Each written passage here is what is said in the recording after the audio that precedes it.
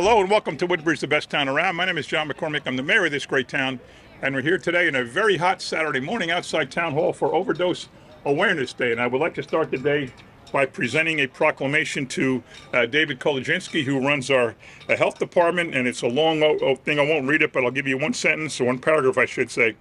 The Office of Behavioral Health Services and Peer Recovery Coach Program stands as the model for the state of New Jersey through collaboration with Rutgers University clinicians, JFK Hospital in Edison, Robert Wood Johnson University Hospital in Rahway, and the Raritan Bay Medical Center in Perth Amboy, along with private sector group recovery specialists, and assists township residents suffering from opioid addiction, and further provides addiction response, intervention, and social service programs to Middlesex County, Woodbridge Township, of course, and 7 other municipalities: Edison, Perth Amboy, South Amboy, Sayreville, Old Bridge, Carteret, and New Brunswick. Our team is so good and our employees and people are so good that 7 other towns have us do the work for them instead of doing it themselves. Now, therefore, I, John McCormick, Mayor of the Township of Woodbridge, in concert with the Council, do hereby proclaim today the 31st day of August. That's not here yet. Anyway, doesn't matter. Overdose awareness today, and I want to thank all the people behind me. We have all our recovery coaches. We have David Kolodziński, our health director, Sharon McAuliffe, our First Ward council person, Joe Vitale, our 19th district senator, and a big advocate for health care in the state of New Jersey, and of course, the star of the show, Gabby Pasternak. That's not your name anymore, is it? It's Hewitt, but I still. Oh, Hewitt. All right. Anyway, she is the head of our behavioral health division. So let me start by presenting this proclamation to David Kolodziński, our health director, and ask him to say a couple of words. David, thank you. Thank you for coming to this great event, and it wouldn't be possible without Gabby and her staff and the great recovery coaches that we have that help in this effort, and we want to raise the awareness. Thank you very much. Thank you, David. You're welcome. Now, in Trenton, since 1998, we've had a state senator covering not only Woodbridge, but Perth Amboy, Sayreville, South Amboy, and Carteret, representing us in Trenton. And the one thing Joe Vitale has been noted for since that time is healthcare and helping the underserved and the underprivileged. He is the chairman of the Senate Health Committee. He is an amazing voice. Whenever there's budgets, which they just finished one back in June, so much of the conversation was about healthcare and hospitals and other service agencies, and Joe Vitale's right smack in the middle of all that, not just representing Woodbridge, but representing everybody that is in need in the state of New Jersey, whether it's lack of health care, whether it's lack of support, who knows what it could be. If you need something and it's health-related in the state of New Jersey, Joe Vitale is your advocate. I'd like to ask Joe now to say a few words. Thank you, Mayor. With the mayor and his team, and for the recovery coach, to Gabby, for all the work that you do. It means everything to people who are struggling, who are in recovery, who are seeking services.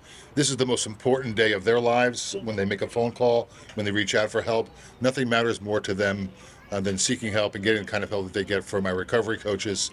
They're lifesavers, and you need to know more. You don't need to know more about that when you hear your guest speaker today, but literally thousands upon thousands of people who receive their services each and every day, each and every month, and each and every year.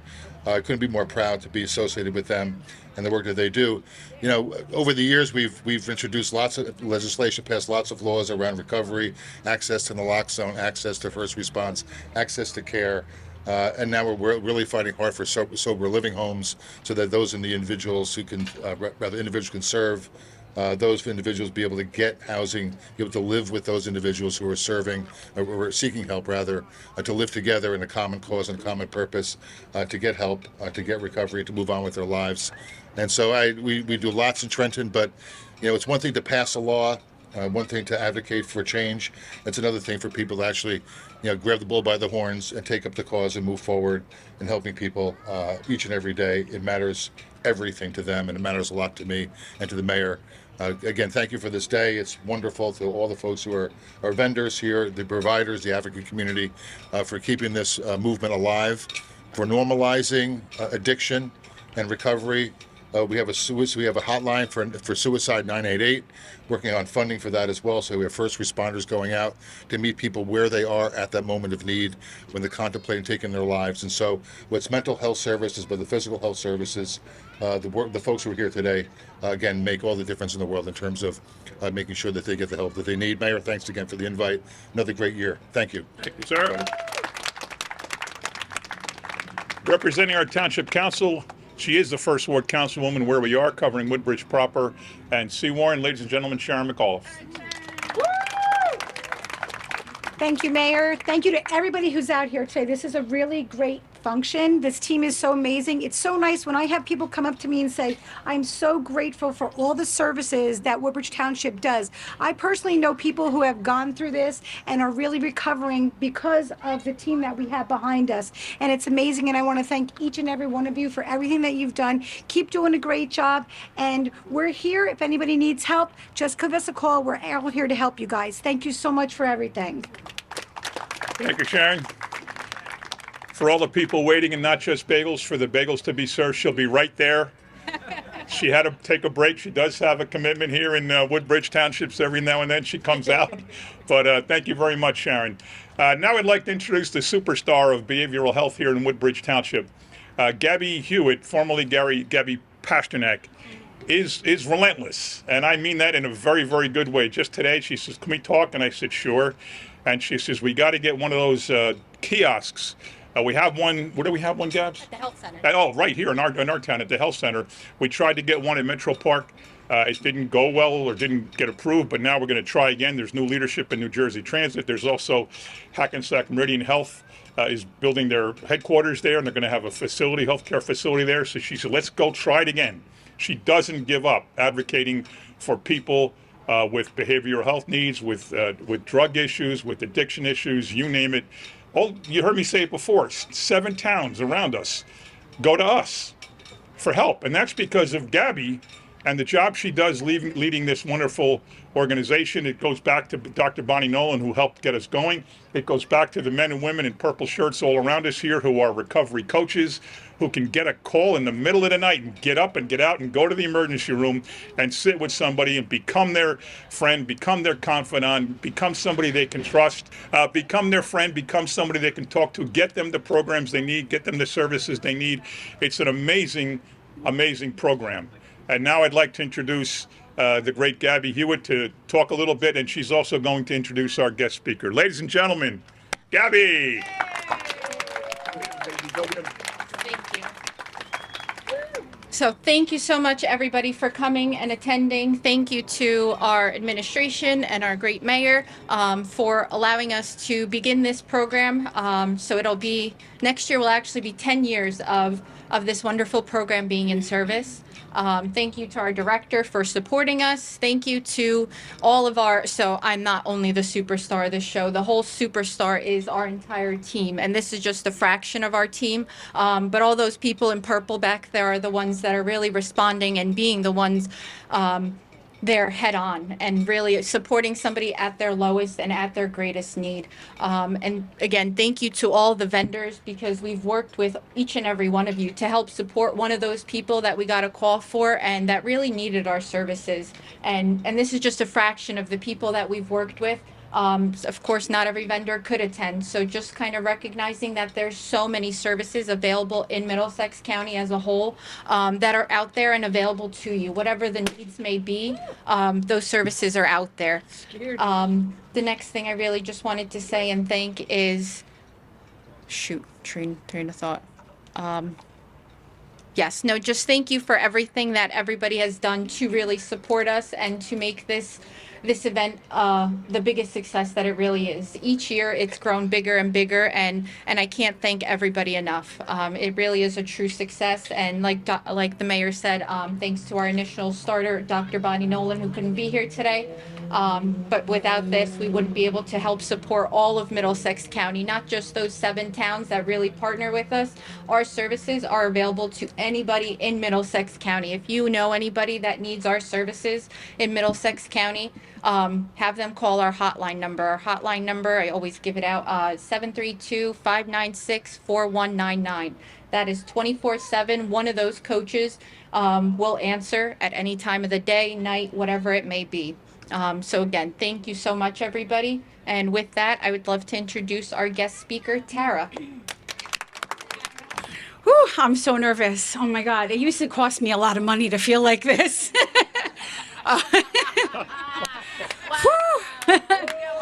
Not anymore, though. Not anymore. It's been a long time. I'm a woman in long-term recovery, and that's why I do this job. That's why I'm good at it, because I have experience with addiction and being clean and sober. And it's a good day to be clean and sober. It's a beautiful day to be clean and sober. Instead of being someplace alone in a room, crying and wishing that I was anywhere but there. I think a lot of people don't, like, people have asked me, like, how did you become an addict? And I didn't know that there were, like, stages of addiction. And, you know, because I do this work, I've gotten a really big education in the stages of addiction, and there's 4. And the beginning one is like, if you just kind of like imagine like a one-way arrow, right? Like a line with a one-way arrow. Like we start out like tasting, testing, experimenting. Stage 1, there's no consequences. It's fun. It's a party. It's social. And it's like exciting even sometimes. And we can stop whenever we want to. Why would I want to? I'm a party girl. I like to party. So I hung out there for too long, and I crossed over this invisible line into use. Now I know what I like. This is my go-to. I know how to get it, when to get it, where to do it, how to do it, all of the stuff. I hung out there for too long, even though there were no consequences, and it was still fun, and it was still a party, and I could still stop whenever I wanted to. But I hung out there too long, and I crossed over the next invisible line into abuse. Then I was using it in places I shouldn't. I was using it at work. I was using it in the bathroom at my mom's house on a holiday. I was using it instead of going to my mom's house for a holiday. I was using it very regularly, and usually for a lot of us, that's 3rd stage is when consequences kind of show up, like DUIs, problems at home, problems with work, school, whatever. Sometimes not. I didn't have any consequences at that stage. So I smashed through the last invisible line into dependence, when I could say to myself every morning, like, I don't want to do this. You're not going to do it today. And I was doing it anyway. And I remember crying and like throwing up on my way to the dealer. Like, why is this my life? I don't want to do this. And doing it anyway, because the drugs were in charge. Once I smashed through all of those invisible lines on that one-way arrow, I was in the 4th stage of a deadly, incurable disease that I didn't even know or admit that I had. Like, if it sounds familiar to anybody, like, oh, I'm only going to spend the money in my left pocket. I'm not going to spend the money in my right pocket or my shoe. That's for the bills. Or like, I got paid on Friday and my check is gone. I'm broke by Monday. Like, this was life, right? So, and I called it partying. I still called it a party when I was alone in my bathroom crying, wishing that I was dead and wishing that I could stop, and I couldn't stop. And I gave up years of my life to using against my own will. And I didn't even know that that had a word then. I didn't know until I got to recovery that that word was powerlessness.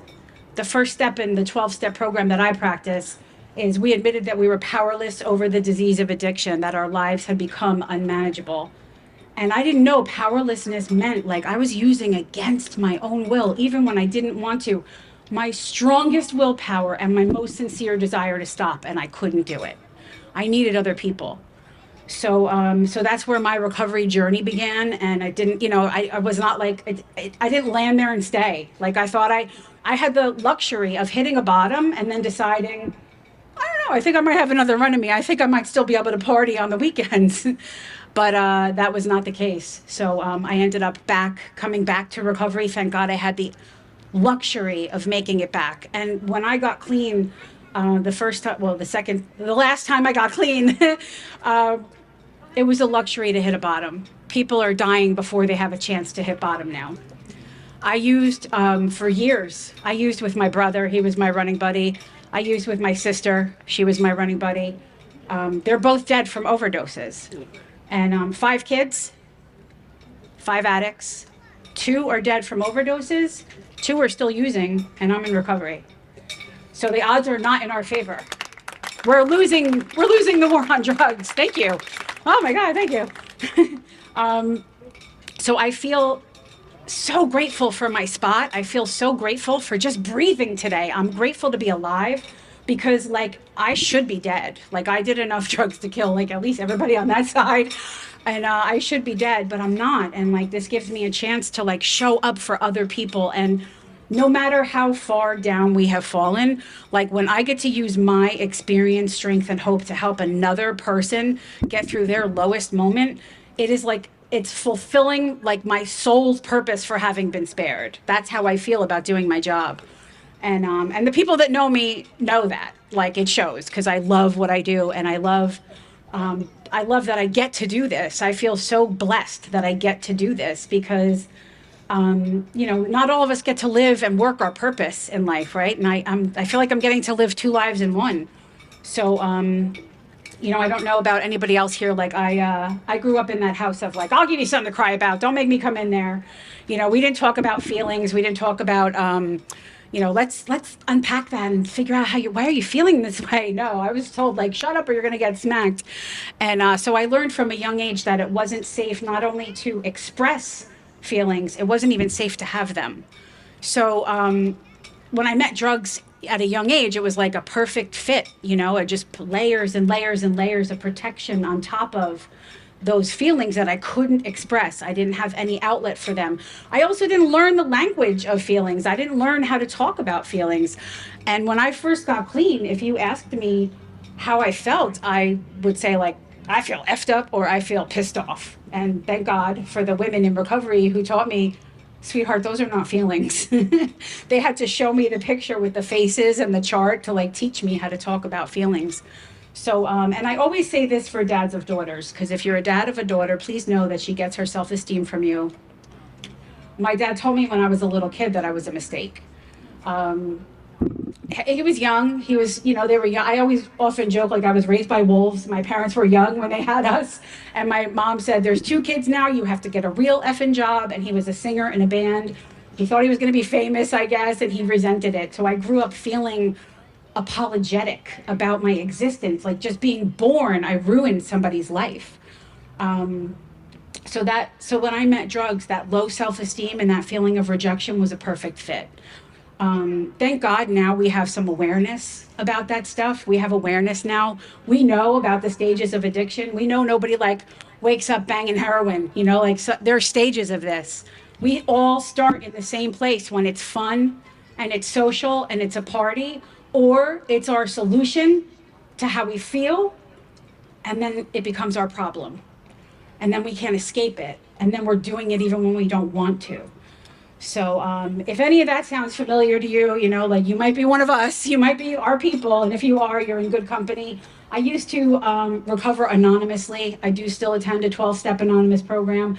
I no longer recover anonymously. I recover loud in front of the world and tell everybody like I'm so grateful to be alive because I should be dead. And I thank you.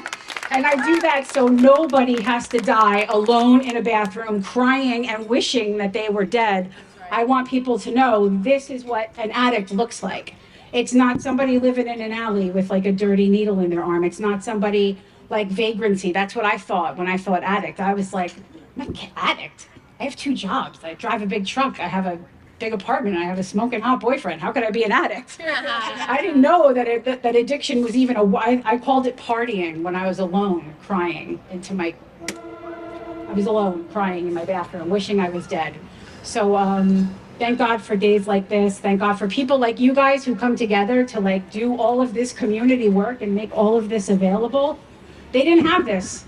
The first time I got clean was over 20 years ago. The last time I got clean was like 19 and a half years ago. So I have 19 and a half.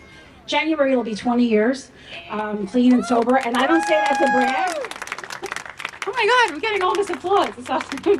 I don't say that to brag. I say it to say that it's possible. That's right. Because for this person who could not stop using on my own, I needed a community of people to come together to teach me how to live. And they did.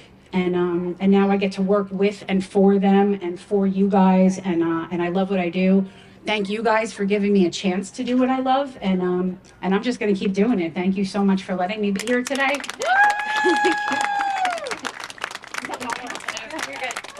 That was amazing. Oh, thank you. I think I'm speechless. If you don't mind, this film is something that your presentation is something that should be shared. I mean, that was just simply amazing. Absolutely amazing. Your story, it's just, I can't believe it. I just don't know what to say. Gab, where's Gabs? Just give us numbers and websites and places. People watching after hearing that, they're going to be motivated. They're going to say, "I can do that too." How do they do that too? Who do they call in Woodbridge? Who do they contact? So one of the best one-way resources to really get in contact would be to honestly contact our office. So if you contact our office, you could either call us at the health center, which would be 732-855-0600, and then my extension is 5022. Or you could call the hotline and reach a recovery coach immediately. And that Blue Cares hotline number would be 732-596-4199. If you're not comfortable with calling somebody right now, right away, another good resource that you could look out to and just try and look through different resources. And a lot of the vendors that are here are on that list. There's 2 websites. So you can go on the Middlesex County website and find the either mental health directory or the overdose directory. Both are on there. Or you can go onto findhelp.org and you could just search whatever help you're looking for. So that can include help finding clothes, help finding food, help finding shelter, help finding substance use services. Anything that you're looking for, findhelp.org has just about everything. And I can honestly say it's actually really reliable. I know I've searched some websites and they're sometimes not the most reliable, but I could honestly say that one has really reliable and accurate services. So that would be my suggestion of starting with those lines. Thank you. Thanks. Okay, we're going to raise the flag now, I guess, right? Yeah. Ladies and gentlemen, when we say we're the best town around, look, just look. This is why. The services are offered here. No other town does what this town does. Thank you to everybody in Health Department, David. Thank you to the council for your support. Thank you to Senator Vitale, Assemblyman Coughlin for their support. Thank you to the coaches. Thank you to Gabby. This is terrific. I'm very, very proud. We're all very, very proud of the job that this group does for Woodbridge Township. So if you need help, you don't have to live in Woodbridge. If you need help, we're here to help you. Thank you very much. Wow.